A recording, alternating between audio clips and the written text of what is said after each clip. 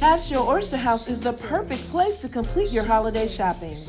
Now through December 31st, you will receive a free $20 promotional gift card when you purchase $100 in gift cards. $20 promotional gift cards are valid January 1st through February 10th. You can purchase online by visiting us at www.halfshelloysterhouse.com, or you can purchase in person at Half-Shell Oyster House, located at 115 Laurel Park Cove, Suite 105, Flowood, Mississippi 39232, or you can give us a call at 769-257-7586. And oh yeah, tell them Sonia sent you. She say sports. She say sports. She say sports. She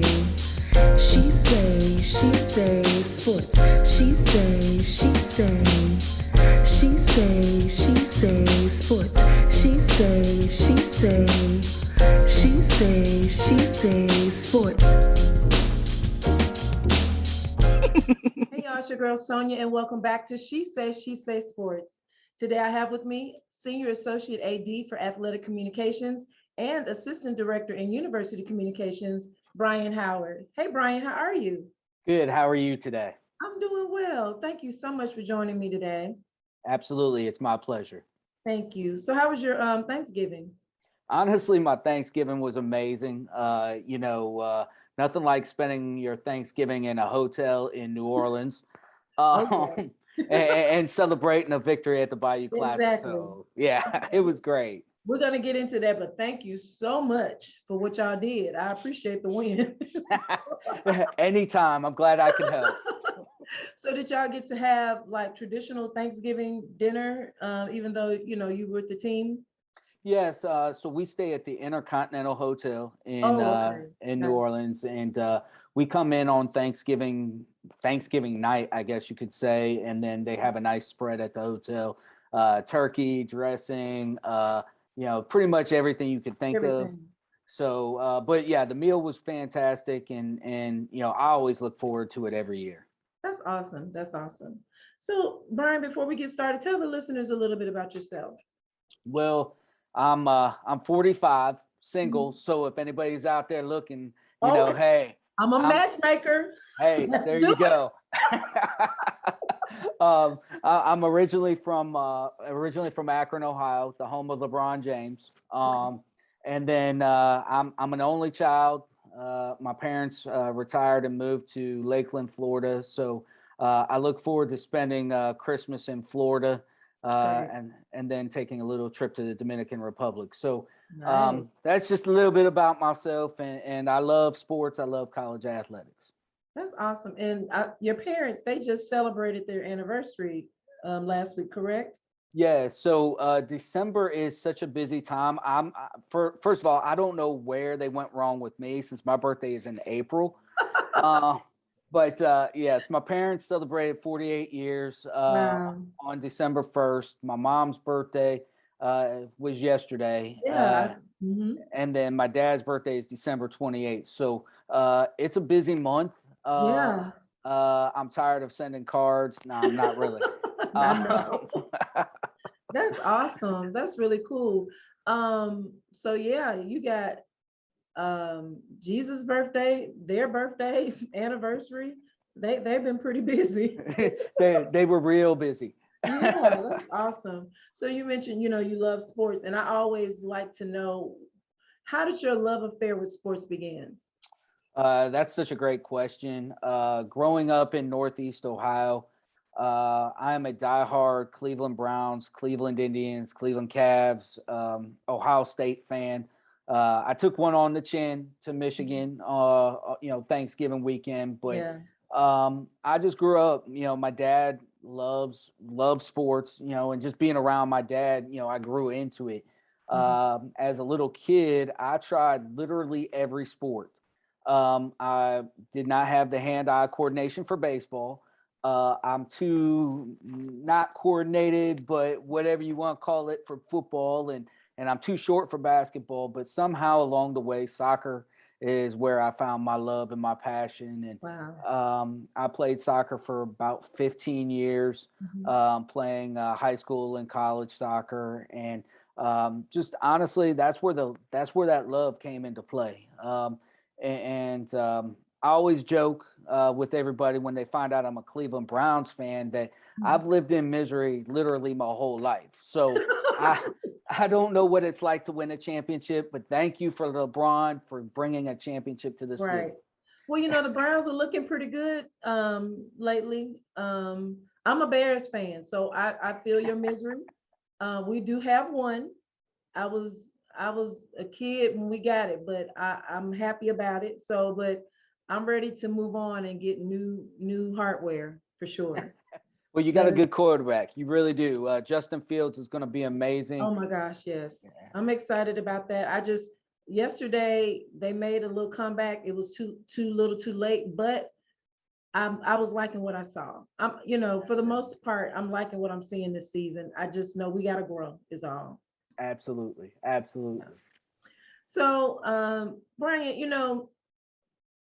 you've been you've had a lot of different positions dealing in sports, but some people may not know what this is, but what exactly is a sports information director or SID and director of communications? What all that entails? Well, first of all, you could go ahead and say I've been just about everywhere. Um, I like to travel, apparently, and pick up my stuff and move as well. Right. Um, but sports information, I probably get this question asked a million times. Well, what exactly do you do? I handle the day by day operations in athletics. Mhm. I'm the frontline porch to, if you're trying to reach the athletic director, if you're trying to reach a football coach, just to get an interview, I'm Mhm. that person. But I also write press releases, and I work well with local and national media. And then there's the other side of the fence that I'll say is a little bit of my creative side, but I create graphics. And Wow. then, I haven't dabbled obviously in the video aspect of things, but yeah, graphics, press releases, handling different egos of coaches or different moods, whichever way you want to put it, Yeah.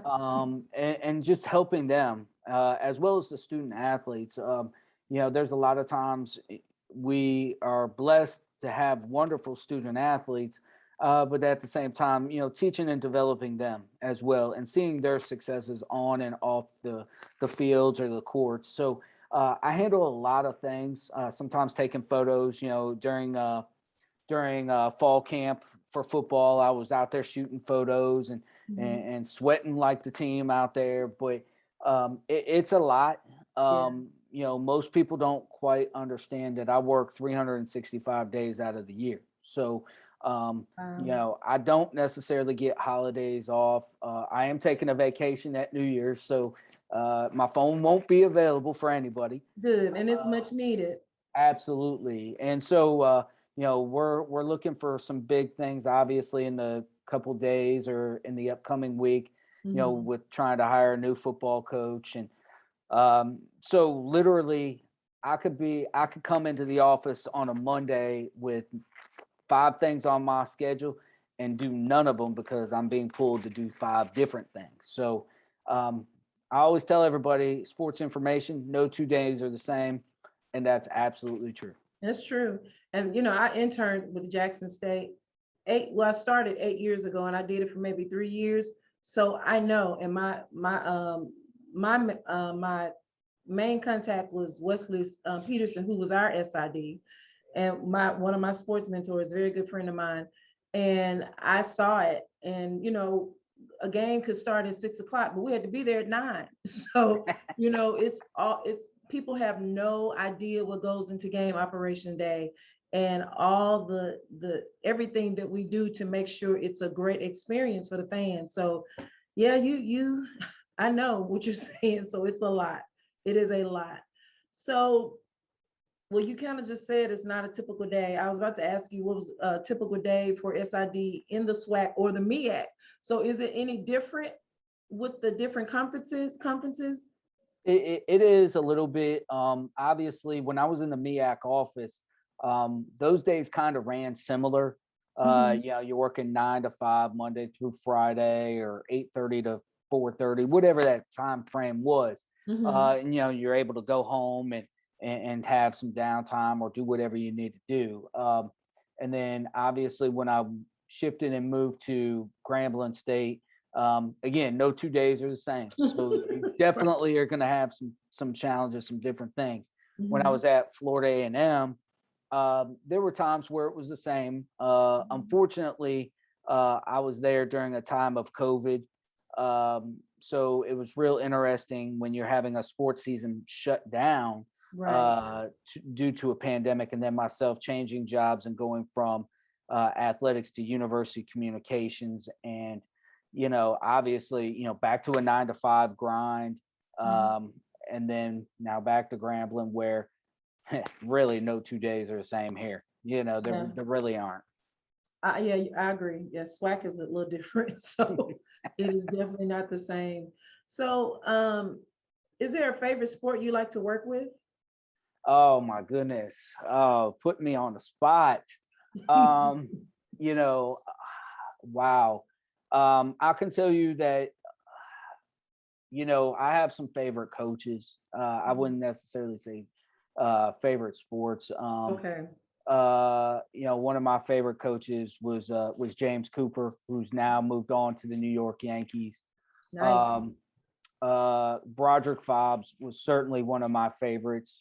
He was real. Yeah, I really liked him. Yeah, he was. For what most people don't know is and most people see him on the sidelines trying to coach a game, but what they don't know is he's such a great man of faith.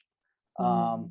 the amount of car rides that myself and him have had, well, we didn't talk about football. We talked about, Jesus Christ and That's the awesome. Lord. And so to me, he helped grow me and develop me in that aspect of my life. And then, Mhm. Freddie Murray and Dante Jackson, I can't leave those two basketball coaches out for sure. Right. Both have been fantastic to work with. And, they were both excited when I came back. So, I wouldn't necessarily say favorite team, but favorite coaches for sure. And I can understand that. That's awesome. Yeah, I can see that because you built relationships with those gentlemen, so it's really important. So, what's the most difficult part of your job? Hmm. Wow. Well, difficult part of my job, there's many different layers of that. Um, Honestly, you have coaches who think that they know how to do your job more Mhm. than you know how to do your job. I'm real quick to well, if you caught me 5 years ago, I probably would keep my mouth shut. Mhm. Present time, I don't keep my mouth shut. I bark back. And part of that is, look, I don't tell them how to coach their team, and they shouldn't tell us how to do our jobs. Absolutely. Um, but that's one of the difficult aspects. Another difficult aspect, honestly, is sometimes trying to handle the fan base or the alums who they think that we should be doing X, Y, and Z, and we simply can't. And it's not because we don't want to do those things, but we're at an HBCU. We're at a lack of resources. Mhm. And what I mean by that and my assistant Curtis Ford, he brought this up to my attention when he picked up a New Orleans Saints game day program, and he said, "Look how many people are doing digital strategy for the New Orleans Saints. There's like 10 people, and yet there's three of us in our office. Wow. You can't expect us to or hold us to those same high standards Mhm. if there's only three of us." Would I love to have a athletic staff like a Clemson or an Alabama? Absolutely. But unfortunately, we just don't have that. So we Right. have to learn to make good with what we actually have. So those are some of the aggravating, I guess, aggravating things and challenging things that we Mhm. have to deal with in this industry. And on the flip side, what are some of your favorite parts of your job? Um, seeing the success of the student athletes, Mhm. um, you know, I tell everybody this, and again, I'm a creative person, so I create graphics. I don't create these graphics for myself. I create them for Grambling State and for the student athletes. And one of the biggest things that I've seen over my time has been celebrating their victories, celebrating their championships. If I could share that, this past Bayou Classic, I mean, Grambling State had a difficult season, Yes. losing a head coach towards the end of the season. And Coach Graves did a fantastic job coaching that team to get a victory. But what was so special was we won that game, and all kinds of emotions are going on. And now all of a sudden I'm on the podium. I mean, first of all, I got some great friends that want to, capture me on a podium, first of all. But the amount of emotion that went through my head, I'm not going to shed tears up there on the podium, but just thinking about how difficult of a season it was, but to end with the win in the biggest game of the season. So, Right. I've been fortunate for that aspect, and as well as individual accomplishments. I mean, I can't leave out Shakila Hill and what she did, 3-4 years ago with quadruple doubles. And, so for me, that's such the biggest and proudest moments of my career, was being a part of those things. That's awesome. And, I was going to mention about the program, and, I know you guys are rebuilding. So how was that win for the student athlete as well as the fans? I mean, do you think, I know it was one game, but was that a part of, that was kind of like it generated hope for them? I think it did. From the student athlete perspective, I know it did. When you have such a difficult season, you're just hoping and praying for something Yeah. exciting to happen. And for them they hadn't clicked on all cylinders all season. We hadn't had more than 300 yards in a game, it didn't seem. Yeah. And when Elijah Walker starts carrying the ball like he did, I went, where's he been all season? So for us, from the student athlete perspective, that was such a huge thing for us. End the season on a positive note. Right. For the alums and the fan base, that does give hope. I tell everybody this, and again, I'm a diehard Ohio State fan, so Saturday was real tough pill this past Saturday to watch Jim Harbaugh carry that trophy. But I tell everybody this: I would rather go 0-10 and then beat Michigan, and that's a real good season right there. That's a real good season. So look, for Grambling fans, hey, we didn't have the season that I'm sure all of us wanted, but we beat our rival, and that's all that should matter. Oh, that's all that matters.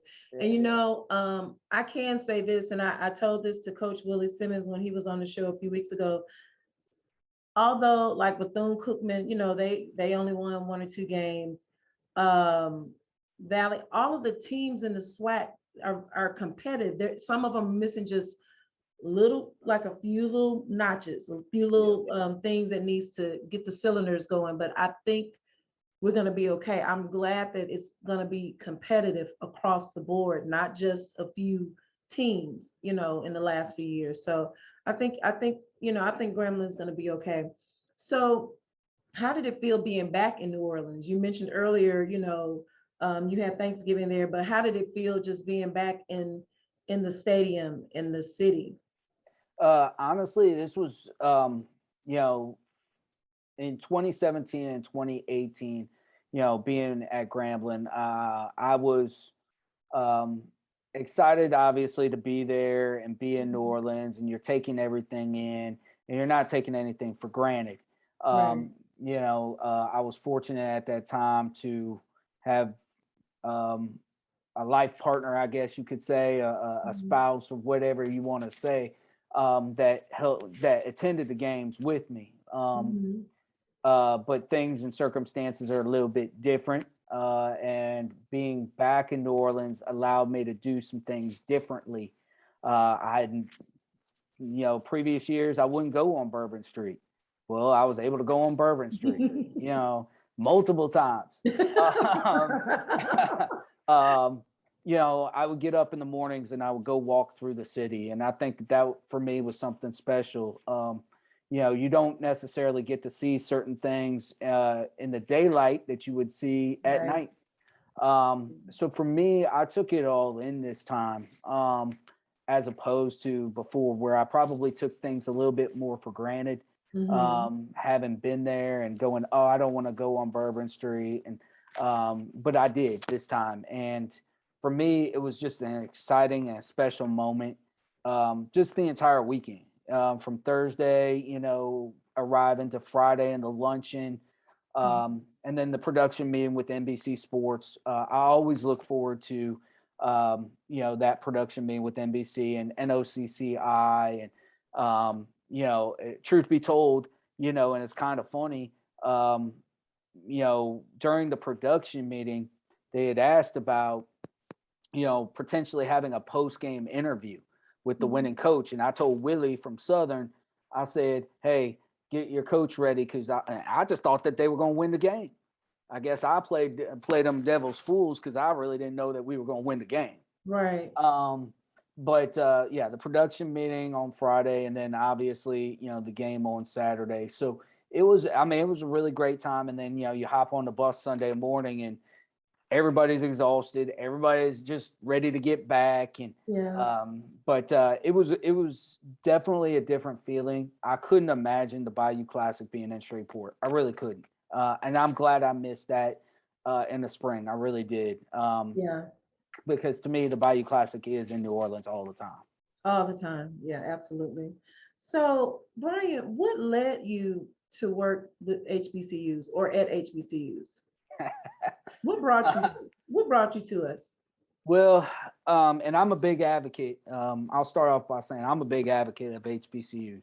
Lack of resources, and I'm always fighting hard. I'm currently a member of the NCAA Division I cabinet on COSIDA, and I am the only representative for HBCUs. So, wow, thank you. When we're talking about being on the front porch with Michigan State and Alabama and Penn, some of those schools, I'm right there with them. But I was at Young Harris College. I want to say it was 2010. Honestly. And I applied for a job at Lincoln University in Pennsylvania. Dianthea Forkey, who is now the AD at Mississippi Valley, but she was the AD at Lincoln, and she took a chance on me. We had a Skype interview. I'll never forget the story, but we had a Skype interview, and when I arrived on campus, she thought I was taller. And I'm 5'5", so I can't get much taller than this. Right. But that's kind of what led me to HBCUs. I didn't know anything really about HBCUs until I got to Lincoln, and then started experiencing, the battle of the first between Lincoln and Cheney, and just being in that environment. Greg Goings became a huge mentor to me. I can never, repay him for all the things that he did with me. And then after a year and a half at Lincoln, I arrived at the MEAC office under Patricia Porter, and her job was to make me tough because I was not tough. And 3.5 years later, I finally leave the MEAC office. Left the MEAC for Alabama State. At the time, they were doing some transitioning. Melvin Hines was the AD. And 8 months later, I took a job at Grambling State. Paul Bryant was an outstanding athletic director and still is. Obviously, he's at Edward Waters, but I can never repay him for the opportunities that he allowed for me to come to Grambling. Him and Karen Carty. Karen's now at the MEAC office as well. And then, 2 years after being at Grambling, leaving to go to Florida A&M, which at the time I felt like was a great decision. family living in Florida. I was only 4 hours from them. Right. But when Dr. Travion Scott calls, you pick up the phone and you answer and you listen to what he has to say. And he was one of the reasons why I came back to Grambling, if not one of the main reasons. He has assembled a great athletic staff. I know, from the outside looking in and the fans' perspective, sometimes they got some thoughts that they want to project out there, but he's going to do some good things here at Grambling. People just got to be patient. Yeah. But that was kind of my track through HBCUs. All told, I think it's been 10, 11 years in HBCUs. I feel that it's important. And it's interesting because, I'm white. I tell everybody, look, I'm No white. way. Yeah, I know. That's exactly what I said. Get I out would of have here. never known it. I was never saying, but I said, look, the color of my skin shouldn't dictate where I work at or Right. who I am trying to promote. And again, HBCUs are so incredibly valuable. Very. And we need to continue to support them and continue to raise the money to allow for these institutions to remain open. Absolutely. I totally agree. Very, very true of everything you said. We definitely have to raise the money. The alums have to give back, period. I mean, that's the only way. Well, that's one of the ways with, to give. And even if you just give back, well, I'm not saying even just, but season tickets for the Absolutely. games.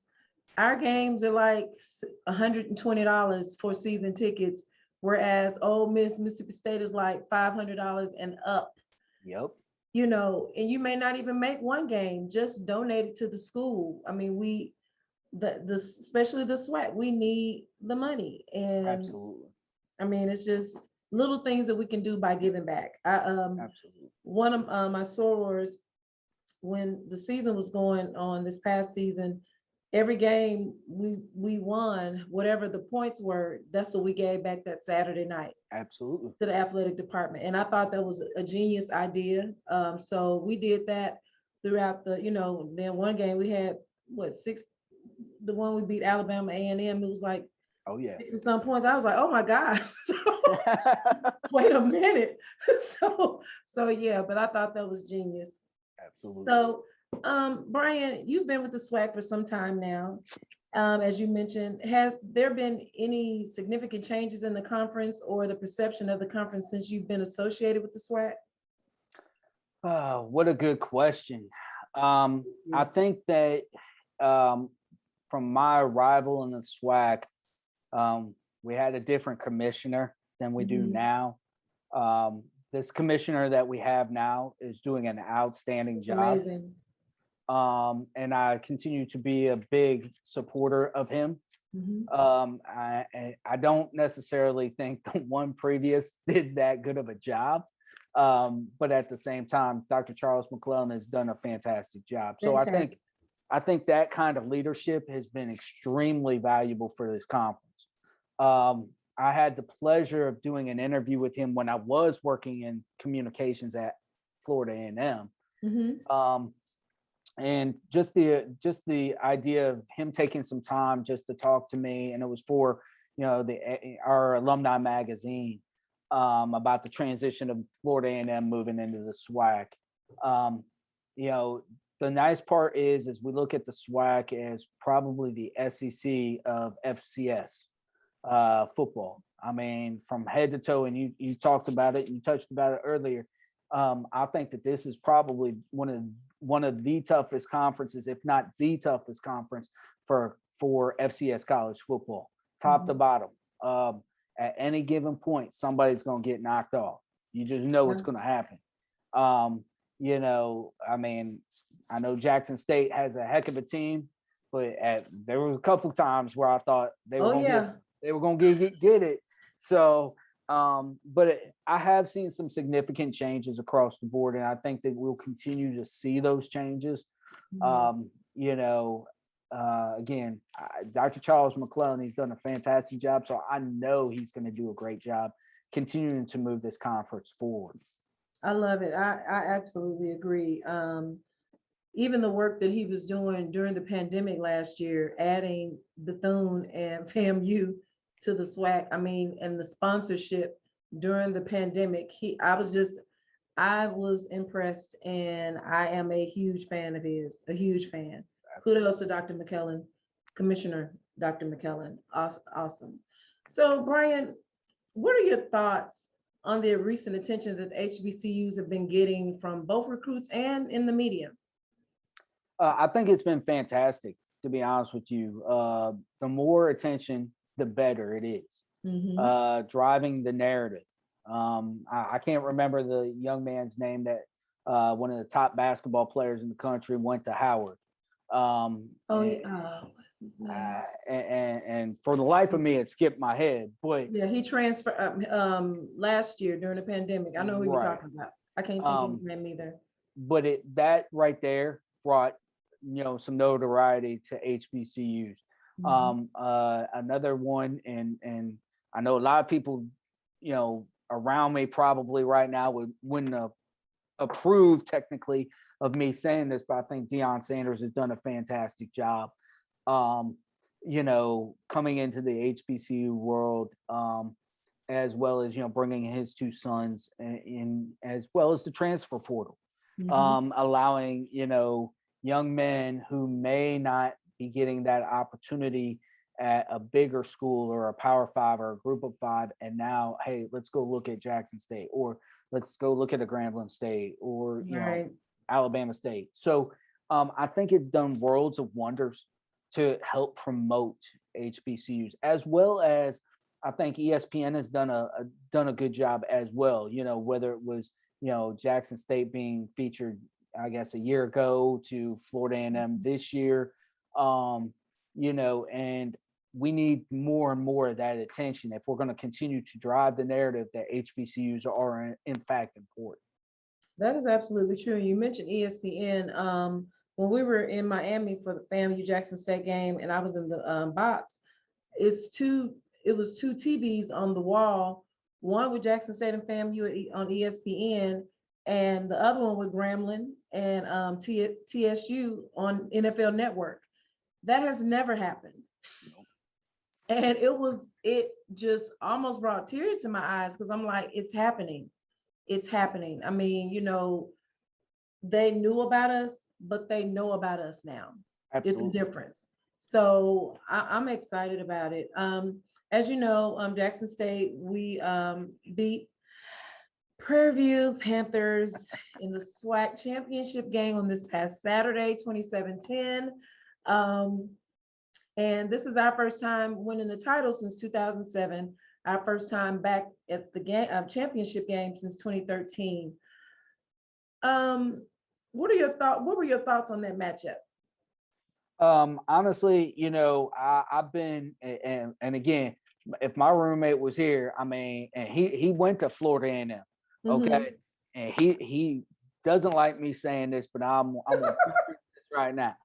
He wishes Florida A&M and Jackson could play right now, and I'm gonna tell you right now, hey, it doesn't matter. You play who you have on the schedule, and Florida A&M couldn't win that game. Hey, it happens.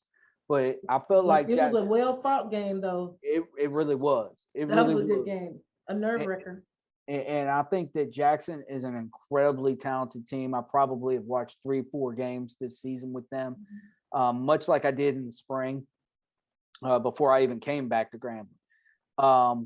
I think that going into the SWAC championship game, I felt like Prairie View had to play an absolute perfect game just to have an opportunity to win that game. But again, Jackson State's incredibly talented. Nothing to take away anything that Eric Dooley did while he was at Prairie View. Right, while he was. But again, Jackson State is going to represent the SWAC in the Celebration Bowl. And what's the most unique about this Celebration Bowl will be This will be the first time that North Carolina A&T isn't in there. It's not in it. And if they had still been a part of the MEAC, I believe they would have been. They would have been in there. So I think that the Celebration Bowl has two outstanding teams. Again, I'm gonna be cheering for Jackson State. Absolutely. And I know my friends from South Carolina State probably won't be happy to hear that, but I mean, I just think that's probably, Jackson State's a really talented team, and they're going to be extremely talented in the future too. So, we've said from before that if you were going to get Jackson State, this was going to be the year to do it. But, Jackson State's going to load up on some talent and from the transfer portal. They're going to just be even better next year. I firmly believe that. Oh, it's amazing. I remember when the rumors first started last year that he was possibly coming here, and it was, the little beef groups on social media. Most of them, they're not coming to that ghetto place on Lynch Street. They're not coming. He's not coming there. Then he came. It don't matter. He's never been a head coach. Y'all not gonna win nothing. Then the spring came. It doesn't matter. Alcorn, we not in there. So, I mean, y'all got to come through us for the championship. Then the fall came, and we were 9-0 in the SWAC, and everybody's quiet now. Well, one person said on the thing the other day, Jackson State not playing North Carolina A&T, so they, pretty much saying they're not really gonna have a team to compare with the Bulldogs. So what are your thoughts on this matchup for the Bulldogs and the Tigers? Honestly, I'll think will win it all. I'll tell you right now, I think it's an intriguing matchup. Up until a few weeks ago, we all thought it was going to be Jackson State, Norfolk State. Yeah. So, with South Carolina State getting in there, but you can't count out a legend like Buddy Pugh. I mean, here's a guy who has coached forever and he's gotten his team to this point. Whereas you got a guy like Deion Sanders who's coaching in the big game for the first time. I mean, he's definitely not afraid of big games. I can tell you that much. Yeah.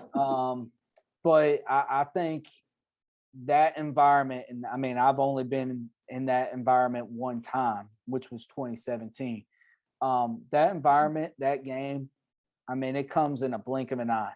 I mean, you're there in Atlanta for maybe 3-4 days, and then boom, it's over. It's over. So the athletes need to take it all in, enjoy that time. You might not get it again. You never know. That's true. But I just feel like Jackson State is a better football team, a more complete team. Mm-hmm. They faced some adversity throughout the season, and I think that was probably what tilts the scales a little bit more for me. Whether it was Deion Sanders not coaching or being on the sidelines, or in a wheelchair, or like the Southern game where they kind of had to battle through that game. Yeah, I mean, it didn't help. Too. Yeah, you're not lying. I didn't mean it like that, but you're right. I know you did. I did, Southern. We got a love and hate relationship with them. So I do feel like they battled through some adversity. I mean, even from that first game against Florida A&M, where I mean, honestly, if Florida A&M has a good kicker, they probably win that game. So, and they're probably playing for a Celebration Bowl championship at this point. But Jackson State has played well. If I were to vote, and I give this very strongly, Jackson State, let's say Jackson State wins this game, and I know the Celebration Bowl is quote unquote a potential Black college national championship. Right. My roommate who went to Florida A&M now, I'm gonna touch on something in a minute here, but I'm going to say that Jackson State deserves to be the national champion, hands down. And now, Yeah. if they lose, it creates this little narrative that, oh, well, Florida A&M could sneak because, they're number 2 in the polls. Right. Florida A&M could sneak up there. But let's be honest here. Florida A&M really just wants to claim another fake black college national championship. So, Mhm. and I'll go on record as saying that, you can't, if you want to win a national championship, you got to win your last game, point blank. That's true. That's Yeah. true. I agree. And what was I about to say, Brian? It would have been really nice if Norfolk had won because of Coach Odom. Absolutely. He just left the SWAC coming into the MEAC, and that would have been very interesting. And speaking of Southern, we already kind of knew that Dooley. We knew about Dooley going to Southern. I'm sure you probably knew longer than me. I've known since last week. So, so it was announced this week that Coach Dooley has left Prairie View, and he is the now new head coach at Southern. What are your thoughts on that? Him being a coach there now? Didn't he go to Grambling? He is a Grambling alum. Yes. Okay. Yes. I think it's fantastic for the game, honestly. Mhm. Yeah. You got guys in the profession, and that I think it's Woody Hayes once he coached at Ohio State and ended up coaching at Michigan. So I mean, this isn't foreign territory. Heck, our AD came from Southern. So we'll Eric Dooley going to Southern. Hey, good for him. But I'm really happy for his family. And I'm happy for him and the opportunity. Honestly, it should be interesting. It brings another intriguing notch to the Bayou Classic. That's true. And it depends on who Grambling hires as the head football coach as well. I mean, I don't think we're going to hire somebody from Southern. So, but at the same time, I mean, I think that he did a great job. He did a good job, obviously, getting his team prepared all season and having the opportunity to win the West Division, and represent the team in the SWAC championship. But, it was not a secret that goes, oh, hey, well, Eric Dooley going to Southern. Oh, my goodness. We all just kind of expected it. Heck, they had 6 months to prepare for the graphic. So, I mean, I'm excited for him. I'm excited for that opportunity, but at the same time, I'll be curious to see what he's able to do there at Southern. Yeah, I wish him well, but not when they play us. Or y'all, because so Brian, before I let you go, I play a little game called You Can Get With This or You Can Get With That. And what that is, it's a way for the listeners and myself to get to know the guests better. So I'll ask you a few questions and you pick the one that best fits you, okay? It's Gotcha. easy, I promise you. You're gonna laugh at this first one. So with your food, do you prefer the sauce on the side or the sauce on top of your food? Ooh, on top of my food. On top, okay. Yeah. Do you air guitar or air drums? Wow. Man, that's a tough one. I know. Oh man. I'm probably gonna air guitar. Air guitar. I do both, but it depends. Like, what is his name? I can feel it. Phil Collins. Phil I Collins. got Absolutely. to do the drums. I got to do the drums. So yeah. A store where every item is free or a restaurant where everything is calorie free? I'm going with calorie free. I gotta go with calorie free on that one. I would eat out 10 times a day. Oh my gosh. Chinese food or Japanese hibachi? Ooh. Japanese hibachi. Absolutely. Love Japan. So I kind of already know the answer to this, but I'm gonna try it anyway. Soccer or football? I'm gonna go with football. What? Yeah, I'm gonna go with football. I'll share this with everybody. I will watch a United States men's soccer team game. I really will, especially if they're playing Mexico. Mhm. But let me tell you something. When football season's over with, I don't really care for sports on TV. I got to have my Okay. college football. I got to have my pro football, and that's it. So, yeah, football for sure. Okay.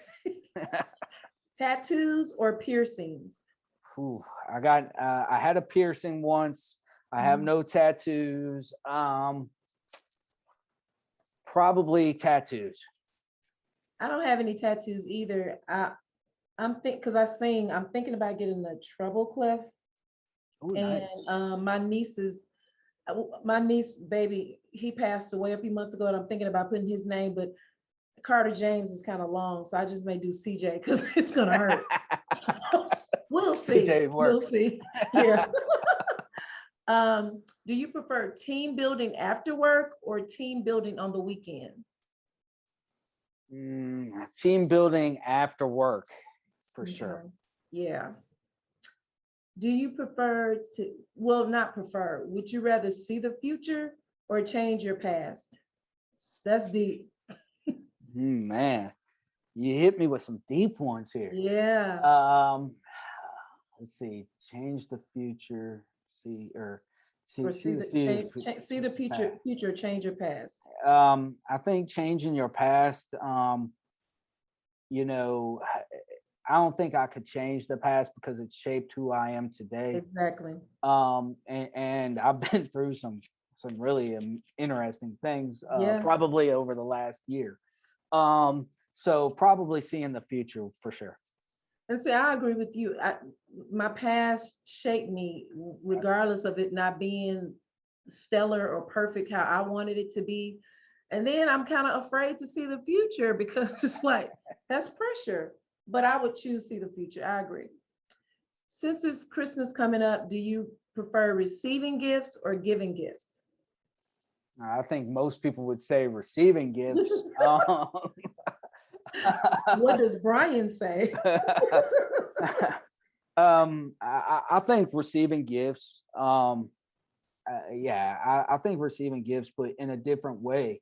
I mean, I don't want anybody to spend obviously a lot of money on me. Mhm. But at the same time, if they got me a card or just a small message, I think that would be beneficial for me. I got you. Um, I love receiving gifts, but I do like giving because I like to see the look on people's faces, and they don't have to, like you said, be very expensive gifts, but sometimes it's just something that somebody liked. I may have heard them saying something and I remembered. So I love doing stuff like that. Last but not least, don't hang up. I asked Coach Simmons the same question. This was his last one. SWAC or MEAC?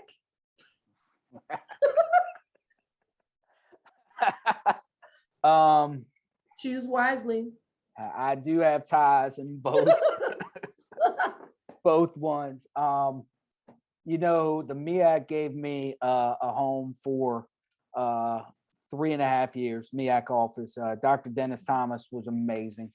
And Sonia Stills is going to do a fantastic job. I just interviewed her.